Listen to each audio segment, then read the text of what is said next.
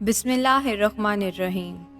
خواتین و حضرات، انفو ود ربیہ میں خوش آمدید۔ ناظرین اکرام، حضرت رابعہ بصری سلام اللہ علیہا کو دنیا سے گئے ہوئے 1200 سال گزر چکے ہیں، لیکن ان کا نام آج بھی موجود ہے۔ حضرت رابعہ بصری بصرہ میں پیدا ہوئیں، اسی لیے ان کے نام کے ساتھ بصری لکھا جاتا ہے۔ اسلام کی عظیم خاتون صوفیانہ بزرگ نے عقیدت، مراقبہ، غور و فکر، صبر کے ساتھ خوف خدا اور بھروسے کے ذریعے اپنے آپ کو فتح کیا تھا۔ حضرت رابعہ بصری سلام اللہ علیہا مسلسل خدا کی فکر میں مشغول تھیں اور تصوف کی معراج یعنی فنا فی اللہ پر پہنچ چلی تھیں۔ حضرت رابعہ بصری سلام اللہ علیہا کو ان کے ایمان، تقوی اور صبر کے لیے عقیدت و محبت سے آج بھی 8ویں صدی کے عظیم اولیاء میں سے ایک کے طور پر یاد کیا جاتا ہے۔ ناظرین اکرام، ایک بار حضرت رابعہ بصری سلام اللہ علیہا تشریف فرما تھیں کہ خادمہ نے آ کر بتایا کہ باہر کچھ 4-5 مہمان تشریف لائے ہیں۔ آپ نے فرمایا ان کو بٹھائیں اور کھانا کھلائیں۔ خادمہ نے عرض کی کہ باورچی خانے میں تو صرف ایک ہی روٹی ہے اور مہمان 4-5 ہیں۔ آپ نے فرمایا وہ ایک روٹی لے جاؤ اور باہر جا کر خیرات کر آؤ۔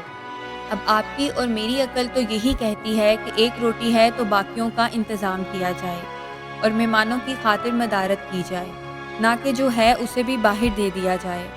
لیکن حضرت رابعہ بصری سلام اللہ علیہا کا حکم تھا تو تکمیل کیسے نہ ہوتی۔ خادمہ گئیں اور وہ روٹی باہر جا کر خیرات کر آئیں۔ کچھ دیر بعد دروازے پر دستک ہوئی۔ پوچھا دروازے پر کون ہے؟ آواز آئی، میں فلاں بادشاہ کا غلام ہوں، میرے آقا نے آپ کے لیے کھانا بھیجا ہے۔ خادمہ نے کھانا وصول کیا۔ آپ سلام اللہ علیہا نے کپڑا اٹھا کر دیکھا تو 5 روٹیاں تھیں۔ آپ نے کہا یہ کھانا ہمارا نہیں، یہ کسی اور کی طرف بھیجا ہوگا، غلطی سے ہماری طرف آ گیا ہے، جاؤ اسے جلدی سے واپس کر آؤ۔ خادمہ گئیں اور کھانا واپس کر آئیں۔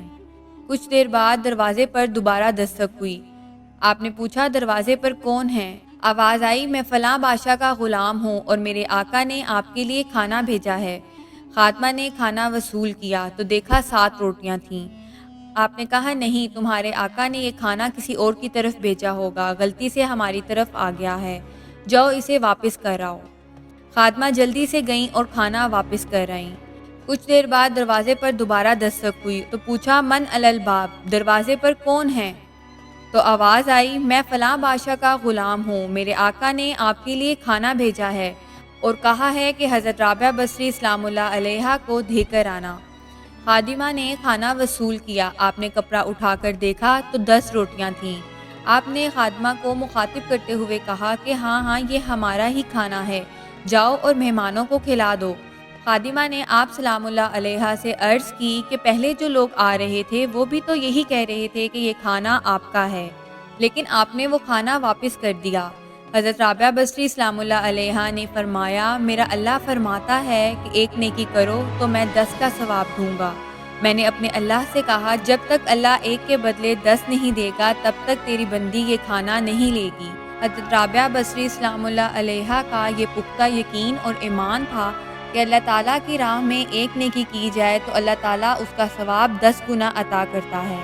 اسی پختہ یقین اور ایمان کی بنا پر ہی اللہ تعالیٰ نے انہیں 5 نہیں، 7 نہیں بلکہ 10 گنا زیادہ نوازا۔ ناظرین اکرام، یہ اللہ تعالیٰ کی کرم نوازیوں کے رنگ ہیں کہ جب مومن اچھے کام کی نیت کرتا ہے تو ابھی اس نے وہ کام کیا بھی نہیں ہوتا تو اللہ تعالیٰ اس کے نامہ اعمال میں ایک نیکی درج کر دیتا ہے، اور جب وہ ایک نیکی کرتا ہے تو 10 لکھی جاتی ہیں۔ اللہ تعالیٰ نے یہ شرف صرف حضرت محمد مصطفیٰ صلی اللہ علیہ وآلہ وسلم کی امت کو بخشا ہے کہ جب وہ ایک نیکی کریں گے تو ثواب 10 کی صورت میں لکھا جائے گا۔ ناظرین اکرام، اعمال کا دار و مدار نیتوں پر ہے۔